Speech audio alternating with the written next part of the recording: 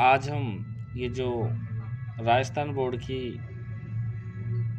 कक्षा 12 की जो बुक है फ्लेमिंगो, उसका पोइट्री सेक्शन पढ़ते हैं, जिसमें ये पहली पोएम का नाम माई मदर एट 66 ये है। इस पोएम माई मदर एट 66 की जो लेखिका है उसका नाम कमला दास है। इन लेखिका का जन्म 1934 में हुआ और मृत्यु 2009 में। तो Kamala Das was born in Malabar. Kamala Das का जन्म मालाबार केरला के अंदर हुआ। She is recognise as one of the India's foremost poets, और इनको भारत की सुप्रसिद्ध लेखिका के बारे में के रूप में पहचाना जाता है। Her works are known for the their originally. उनका जो कार्य है मूल प्रकृति का रहा है, versatility and the indigenous flavour of the soil. तो उनका जो कार्य है, जो ओरिजिनलिटी मूल प्रकृति का, वर्सैलिटी एक तरह से त्यागमयी, और indigenous flavour of the soil, और मिट्टी के प्रति समर्पण या मिट्टी के प्रति अपना त्याग प्रकृति का इनका रहा है। Kamala Das has published many novels and short stories in English and Malayalam under the name of Madhavikutty. Kamala Das has published, Kamala Das की कई बुक्स पब्लिश्ड हुई हैं, मैनी नॉवेल्स, कई उपन्यास पब्लिश हुए हैं, प्रकाशित हुए हैं, और छोटी कहानियाँ प्रकाशित हुई हैं इन इंग्लिश में और मलयालम में under the name of Madhavikutty. Madhavikutty नाम से मलयालम में इनकी कृति प्रकाशित हुई है। Some of her works in English include the novel Alphabet of Lust. Some of her works in English include the novels Alphabet of Lust. इनका जो कृतियाँ हैं वो अल्फ़ाबेट ऑफ लस्ट के नाम से भी 1977 में प्रकाशित हुई है।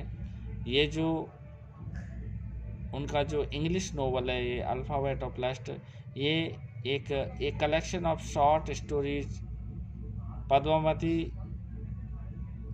The harlot and others stories 1992, और in edition of 5 books of the poetry. तो ये जो पद्मावती नाम का इनका एक कहानियों का संग्रह है, वो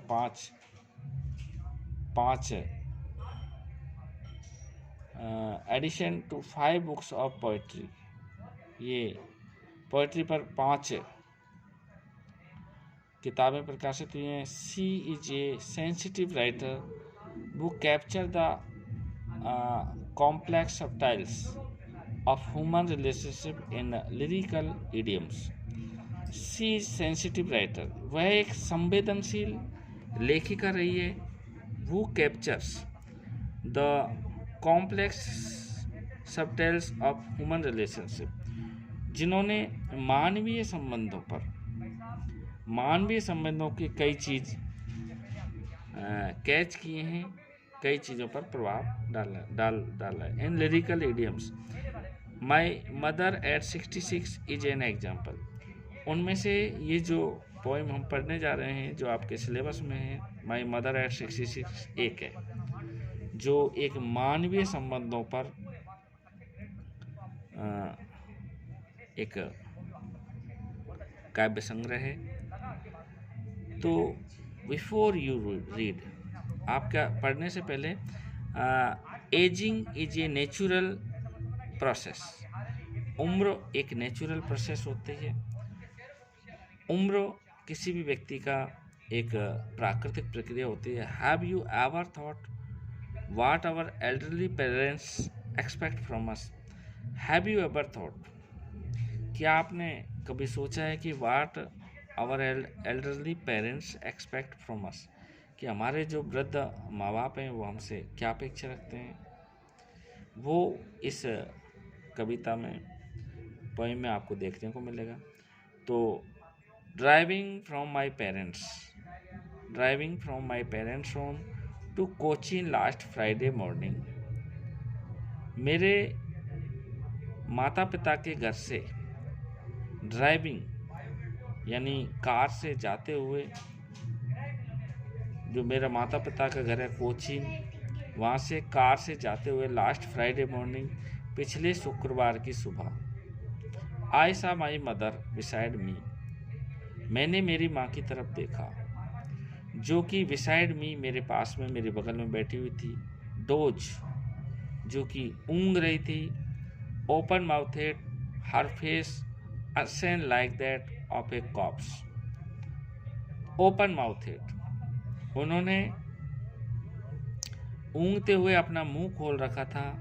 हर फेस असेन, उनका चेहरा पीड़ित या पीड़ा से पीला हो रहा था। Like that of a corpse, like that of a corpse, एक लाश की तरह वो स्थिर थी। एंड रियलाइज विद पेन, और उन्हें दर्द से राहत मिल रही थी। That she was as old as she looked, that she was as old as she looked, हालांकि वह उतनी उम्र की दिखाई दे रही थी जितनी उम्र की वह थी। But soon put that thought away, but soon put that thought away, परंतु शीघ्र ही मैंने ये विचार अपने मन से हटा दिया। एंड लुक्ड आउट, और बाहर की तरफ देखने लगी। एट यंग ट्रीज स्प्रिंटिंग, बाहर की तरफ मैं उन युवा पेड़ों को देखने लगी जो स्प्रिंटिंग हो रहे थे, यानी गाड़ी आगे की तरफ चल रही थी तो वो उतनी तेज़ी से पीछे की तरफ जा रहे थे, उसको स्प्रिंटिंग बोलते हैं। तो वो स्प्रिंटिंग हो रहे थे, और वो इस तरीके से स्प्रिंटिंग हो रहे थे, पीछे की तरफ जा रहे थे, जैसे कि the merry children spilling out of their homes, जैसे कि द मैरी चिल्ड्रन यानी खुश होते बच्चे, spilling out of their homes, अपने घरों से बाहर निकल रहे हों। बट लेकिन after the airport security checks, लेकिन after the airport security check, जब हम एयरपोर्ट पर पहुँचे तो वहाँ पर जो सिक्योरिटी चेक होती है, एक औपचारिक चेकिंग होती है, उसके बाद में स्टैंडिंग ए फ्यू यार्ड, एक कुछ दूरी पर उनसे खड़े होते हुए, कुछ दूरी पर उनसे खड़ी थी मैं, फ्यू यार्ड अवे, उनसे कुछ दूरी पर खड़ी थी। I looked again at her, मैंने पुनः उनकी तरफ देखा, मैंने पुनः अपनी माँ की तरफ देखा। वान पेल, जो कि एक कलर रहित, रंग रहित, उनका रंग, चेहरे का रंग फीका पड़ा हुआ था और वो पीली हो रही थी। As a late winter moon and felt that old, उनका रंग इस तरीके से पीला पड़ा हुआ था, मुरझाया हुआ था, जैसे कि लेट विंटर मून, जैसे कि वसंत ऋतु के, गुजरती हुई वसंत ऋतु का कोई चंद्रमा हो। एंड फेल्ट दैट, और वो महसूस कर रही थी, ओल्ड, जैसे कि ये अंतिम क्षण है, उनके जीवन का ये अंतिम क्षण है, ये दोबारा नहीं आएगा। फैमिलियर एक यानी जाना पहचाना सा दर्द, माई चाइल्डहुड्स फियर, मेरे बचपन का भय, मुझे हो रहा था, but all I said was see you soon, लेकिन सबको भूलकर मैंने कहा सी यू सून, मैं आपसे पुनः दोबारा मिलूंगी, जल्दी मिलूंगी अम्मा। All I did was smile and smile and smile, और ये कहकर मैं मुस्कुराती रही, मुस्कुराती रही, मुस्कुराती रही। तो इस तरीके से ये आपकी पोएम है, और इसके आधार पे आप ये जो क्वेश्चन है इनका जवाब दे सकते हो। धन्यवाद। ये आपके लिए फ़ायदेमंद होंगे, आप इनको बार बार पढ़ें। धन्यवाद।